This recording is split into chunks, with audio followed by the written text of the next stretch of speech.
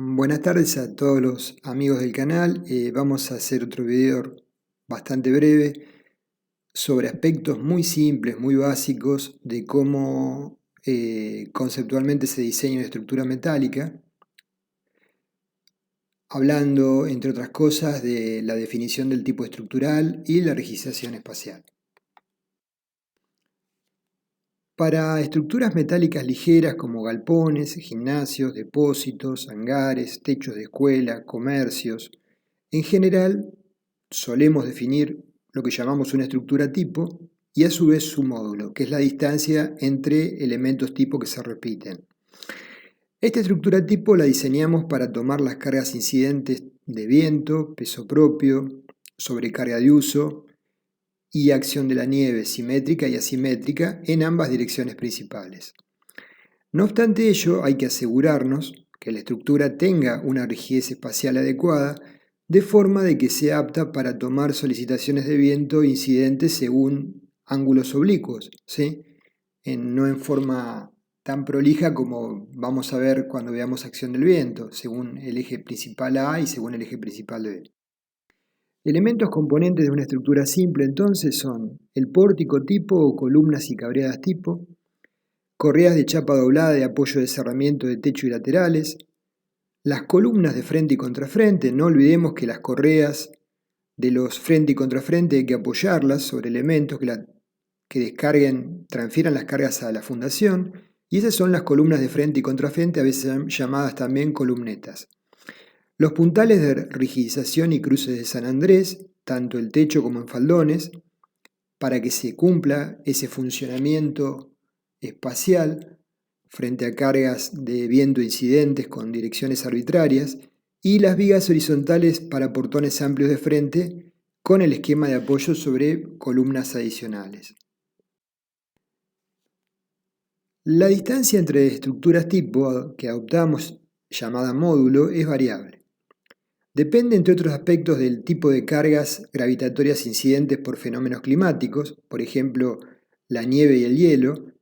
Entonces, donde la nieve y el hielo la nieve básicamente es una sobrecarga local importante, ese módulo se puede reducir para optimizar desde el punto de vista económico el diseño de las correas y estructuras tipo.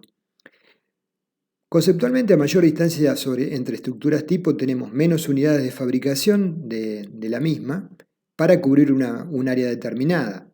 Supongamos que tenemos un ancho de 20 por 60 metros de largo.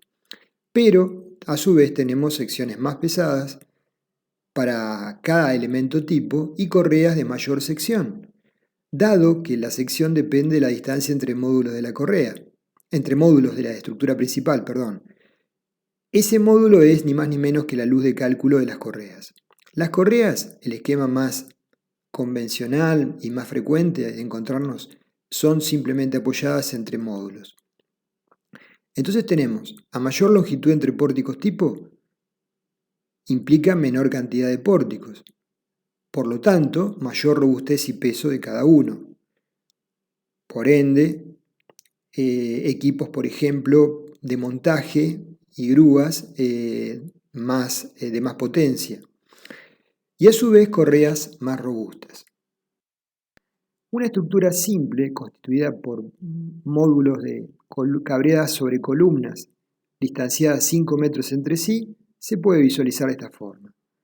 Tenemos C1 son las columnas de las cabreadas, cada 5 metros. El primer módulo y el último están rigidizados con cruces de San Andrés en laterales y faldón y puntales. Y CC serían las columnetas de frente y contrafrente, para apoyar las correas laterales. Cuando las cargas gravitatorias son importantes, sobre las correas se originan cargas oblicuas respecto del eje de la correa, generándose una flexión en ambos planos principales. Si usamos las correas más habituales en nuestro medio, correas tipo C, la flexión según el eje principal es tomada eficientemente por la correa. La flexión según el eje menor, que sería el plano de la pendiente del techo donde está ubicada la chapa, no. Por ende aparece la necesidad de limitar la luz de apoyo en ese plano, en el plano de la chapa, frente a la componente de las cargas paralelas al plano de la chapa, por ejemplo de la nieve, ¿sí? Cuando tenemos esa situación, y se suelen colocar lo que vemos como elementos verdes, que son tillas, ¿sí? Que se pueden colocar, como vemos aquí, en la mitad de la luz, o bien en los tercios de la luz. Si las colocamos en la mitad de la luz, para evaluar el momento de las correas según el eje Y, va a ser igual a la luz entre módulos. Y en el plano paralelo a la chapa, en el plano débil de la correa, va a ser la distancia entre la cabreada y la tilla, o sea, la mitad de la luz, o un tercio. Acá tenemos una visual de una perspectiva espacial. Los software nos permiten hacer modelos espaciales en forma rapidísima.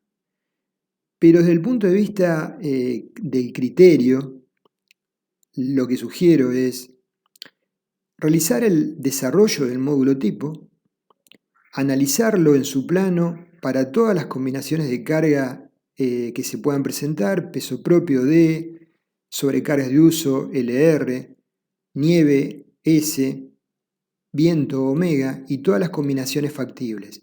Para cada una de ellas, evaluar la deformada de la estructura, evaluar qué sectores están más solicitados.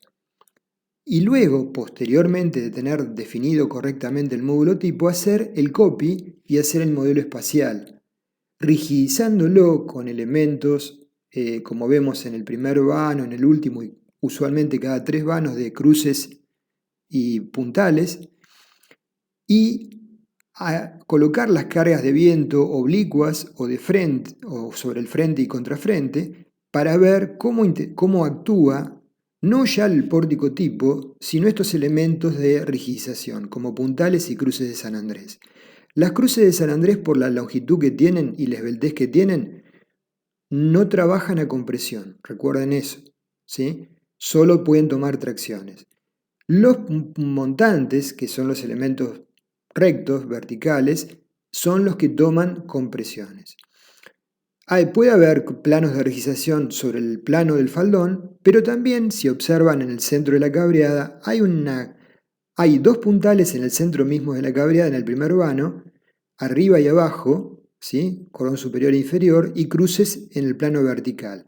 También esto es factible para rigidizar o inmovilizar un punto del cordón inferior de la cabreada cuando bajo la succión del viento tiende a ser inestable, o bien si se apoya sobre ese punto una columneta que transfiere una carga horizontal de viento.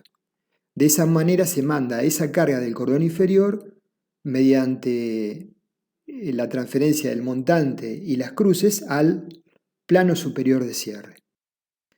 En general la distancia entre módulos oscila entre los 4 y los 6 metros. Esto puede ser, la distancia puede ser algo mayor. En casos especiales, como superficies cubiertas de supermercados, donde la pendiente es muy suave, se requieren de grandes superficies libres y puede haber módulos cercanos a los 8 o 10 metros. La secuencia constructiva habitual es: ejecutamos la base de hormigón con el tronco de hormigón, dejamos los pernos salientes, como vimos en la clase de placas de anclaje, montamos la columna en una estructura tan simple como esta, dejamos los elementos de vinculación de columna con cabreada y luego vamos montando las cabreadas. Punto 2. Posteriormente vamos colocando correas temporales, ¿sí? Punto 3. Y luego terminamos la rigidización espacial para luego colocar la aislación y chapas de cerramiento. Punto 4. En la etapa constructiva, etapa 2 y 3, tenemos que ser muy cautos con asegurarnos que la estabilidad estructural esté asegurada del sistema, frente, por ejemplo, a acciones de viento. En cuanto a el área tributaria para estimar la acción de nieve o viento, es la semidistancia entre un pórtico y el otro, o una columna con su cabreada y el otro, como vemos en el dibujo. El primero y el último van a ser la mitad de área tributaria de los demás. Acá vemos los elementos tipo, cabreadas, correas, columnas, rigidizaciones. Acá vemos un pórtico tipo del techo de un gimnasio de una escuela, donde antes de cerrarlo está todavía con las paredes abiertas y funciona como un tinglado, y en rojo les marqué los detalles de que las correas deberían apoyar en los nudos, ¿sí? Las correas están marcadas en rojo, correa tipo, el pórtico tipo está marcado en amarillo, fíjense, y los nudos del pórtico, sobre los nudos del pórtico apoyan las correas. ¿Y por qué pasa esto? No es arbitrario, pasa porque de esa manera no le transferimos al pórtico momentos flectores. Al apoyar sobre los nudos podemos asumir que el pórtico está articulado en todos sus elementos y las cargas pasan del nudo en forma directa a las diagonales y montantes y luego a los cordones. Lo mismo vemos en esta estructura: sujeta correa, soldado a cabreada, correas tipo C con separaciones habituales entre 1 metro y 1,40 m.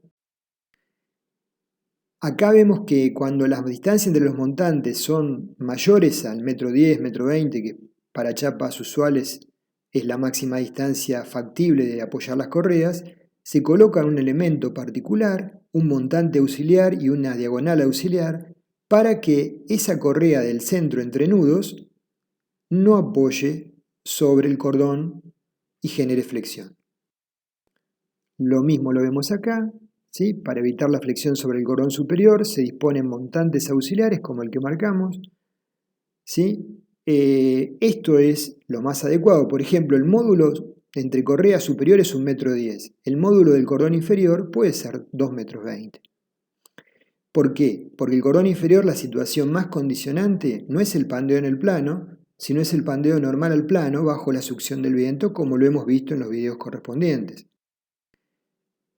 Un esquema de correas de cerramiento, pueden apoyar con distancias las chapas de cerramiento sobre las correas entre el metro y 1,50 m, con un detalle de apoyo de la correa.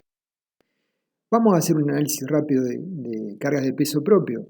El paquete estructural tipo de una cubierta metálica está constituida por la chapa de cerramiento, supongamos que puede ser sinusoidal, trapezoidal, autoportante, por la aislación, por los elementos de sujeción, por las correas, y habitualmente hay que considerar, no olvidarnos, elementos de servicio suspendidos como contraincendio, aire acondicionado, eventualmente un cielo raso suspendido en lugares como establecimientos escolares, hospitales. Las chapas tienen espesores variables entre 0,30 milímetros y 0,9 milímetros, y los pesos para ese rango varían entre 5 y 12 kilos por metro cuadrado. Un valor usual para un predimensionado está entre 6 y 7 kilos por metro cuadrado. Las secciones de chapas trapezoidales tienen un mayor módulo resistente y permiten mayores luces entre apoyos, naturalmente. Ejemplo de colocación de chapas con el solape correspondiente en el sentido del ancho y la longitud para evitar el ingreso de agua. Los tornillos autorroscantes se colocan en la cara superior, ¿sí? Muchas veces, pero ya cuando vimos correas dijimos que lo más conveniente es colocarlos en la cara inferior, en contacto directo con el cordón superior, el ala superior de la correa, no cordón. Vemos una vista lateral de correas laterales y tillas T1 y T2 que limitan la flexión en el plano de cerramiento de la correa. Elementos principales: cordón superior, cordón inferior, montantes y diagonales.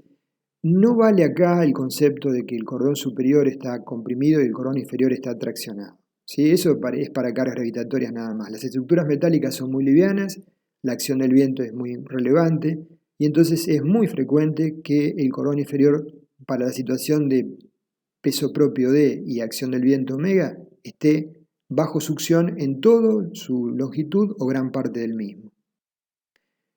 No debemos olvidar nunca que para que funcione los nudos articulados tienen que ser triangulados.